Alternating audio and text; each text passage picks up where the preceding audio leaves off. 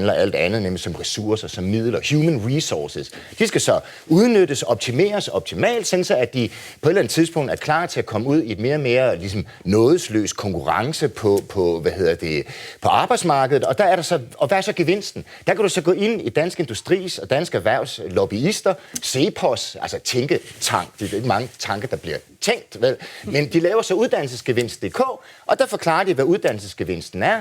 Det er forventet livsindkomst. Jeg vil give barndommen tilbage til børnene, tiden tilbage til børnene, lysten, fascinationen, at få lov til at famle, fejle, lege, finde ud af, hvad man er god til. Ved du hvad? Jeg lærte alt, hvad jeg kan i dag, i det øjeblik, klokken ringede, og jeg fik fri. Nu har man skubbet uddannelsen så langt tilbage, at du nærmest, når du er 12 og 14, vil vide, hvad vil du blive til en dag af et job. Så skal du sammensætte din gymnasieuddannelse. Det er jo fuldstændig skørt. Hvorfor giver man dem ikke tid, fred, ro? Sådan en gang, når du er 20, så find ud af, hvad fanden du er god til, og så vælge. Og hvis du vælger forkert, så vælg noget andet. Vi har jo den mest diagnosticerede generation nogensinde i skolen. Ikke? Du kan nærmest ikke være dreng uden at have ADHD.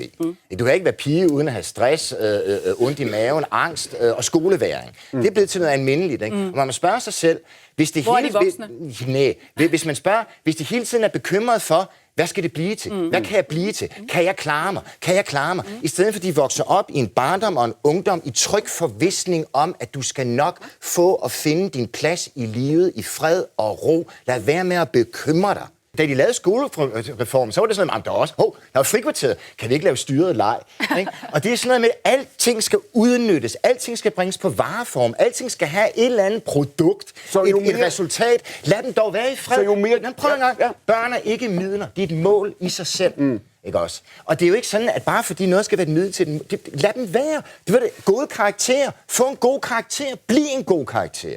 Lær at hvile i dig selv. Lad dem dog læse, enten gå på deres smartphone, bliv kodere, lav en træbåd, lav et eller andet, som fascinerer dig. Lad være med at kolonialisere deres tid og underkaste et eller andet præstationskonkurrencesamfund, som er skudt i låget, og som alligevel er jo fortid. Det er jo historiens losseplads, vi snakker med.